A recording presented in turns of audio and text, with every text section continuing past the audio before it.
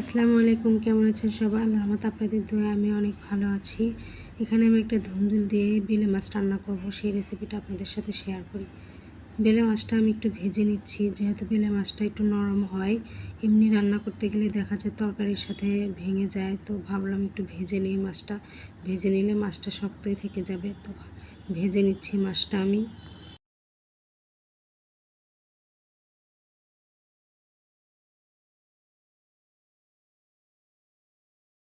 ভেজে নেওয়া হয়ে গেছে, মাছটা তুলে নিব। এই পর্যায়ে কড়াইয়ে আমি তরকারি বসিয়ে দিব। আমি পেঁয়াজ আর কাঁচামরিচ একটু ভেজে নিব।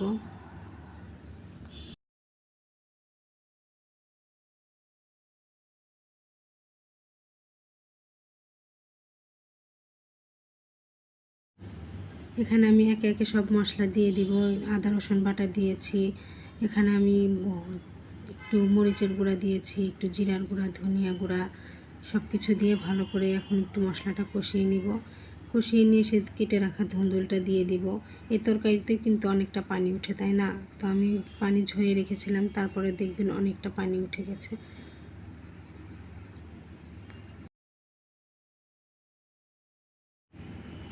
ঢেকে দিব, ঢেকে দিয়ে আমি তরকারিটা কষিয়ে নিব।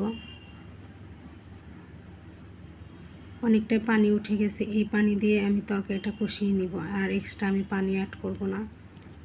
যেহেতু এটা নরম তরকারি, এই পানিতেই হয়ে যাবে, আর পানি লাগবে না। এই পর্যায়ে আমি আবারও ঢেকে দিচ্ছি।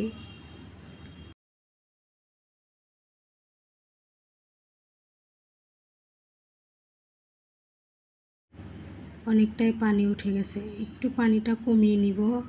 নিয়ে আমি তরকারির জন্য যে ঝোল দিব, একটু অল্প পরিমাণে পানি দেব। যেহেতু আমার তরকারিটা প্রায় সিদ্ধ হয়ে গেছে, অতটা পানি লাগবে না। অল্প একটু পানি দিয়ে দিলাম। সে ভেজে রাখা মাছগুলো আমি এখন উপরে দিয়ে দিব।